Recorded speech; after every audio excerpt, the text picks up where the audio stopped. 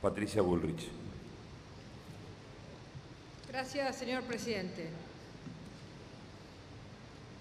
El lenguaje de esta ley es el lenguaje del poder como control.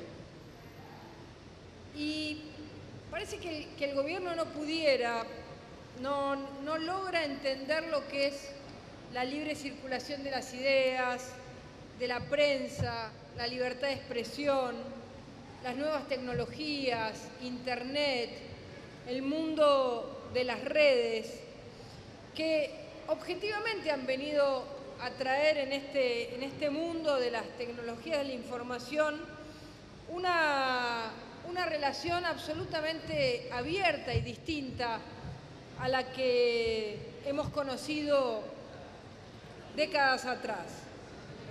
Sin embargo, parece que el gobierno viene como a restablecer este clásico, ¿no? Que es este hipercontrol, esta hipercentralización. No es una discusión inteligente de aquellas cosas que tienen que ser reguladas, que tienen que construirse simétricamente, que tiene que intervenir la defensa de la competencia cuando hay asimetrías en los mercados, sino que lo que se plantea acá es el poder de control, la autoridad de aplicación, el poder total y absoluto, en un sentido omnímodo y por otro lado en un sentido amenazante.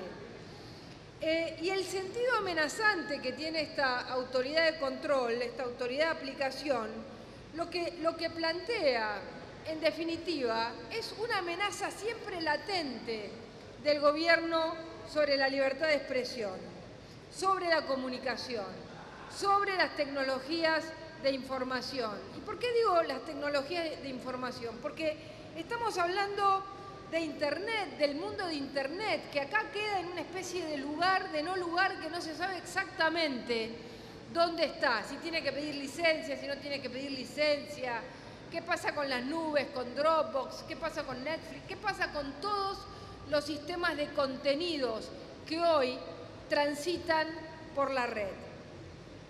Fíjense ustedes, para hablar de esto que estamos discutiendo como concepto, lo que plantea ayer la presidenta. La presidenta ayer, ¿qué dice?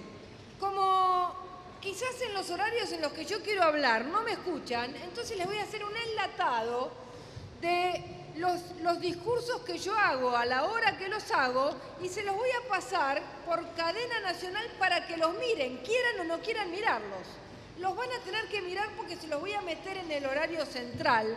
¿Por qué? Porque de alguna manera en esta concepción de introducir esto en un horario central está la idea del gobierno que viene planteando en el control de la prensa, en el control de la comunicación, en esta permanente extorsión que se ha visto esta semana, por ejemplo, en el cierre de la radio FM Identidad, que fue totalmente apretada, tanto en la comunicación, en la propaganda oficial, que no la tuvo nunca, como en la propaganda privada que extorsiona a las empresas para que no aporten en medios que no son propios. Entonces, ¿cuál es la idea finalmente de este enlatado que va a hacer la presidenta?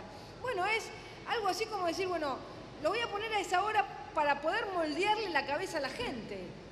Por eso lo voy a poner en el horario central. Por eso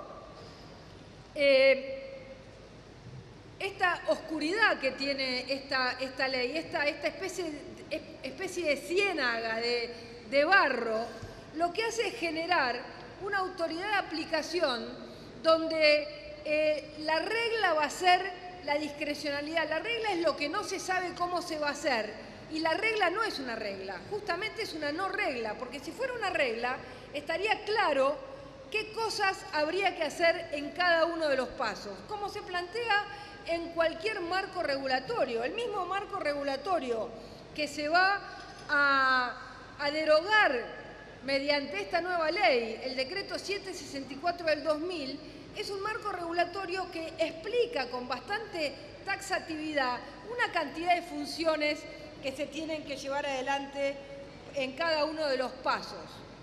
En consecuencia, Pensemos las cosas que puede plantear esta autoridad de aplicación. En primer lugar, una autoridad de aplicación sin capacidad específica. No estamos hablando de un cargo cualquiera, estamos hablando de un cargo que necesita de una idoneidad técnica muy especial. Sin embargo, acá no se pide ningún tipo de requisito para aquellos que van a formar parte de la autoridad de aplicación. Es la idea de que cualquiera puede hacer cualquier cosa, sin necesidad de tener una determinada formación. Es como si mañana dijésemos que un rector de una universidad puede ser alguien que no tenga ningún tipo de expertise o título para esa universidad. Exactamente lo mismo. En consecuencia, esta autoridad de aplicación va a poder plantearse prácticamente todo. Pensemos, como ya se ha planteado, lo que está pasando ahora. Pensemos ahora cómo se maneja la fibra óptica de los 3.000 kilómetros que construyó el gobierno. ¿Es una fibra óptica neutral?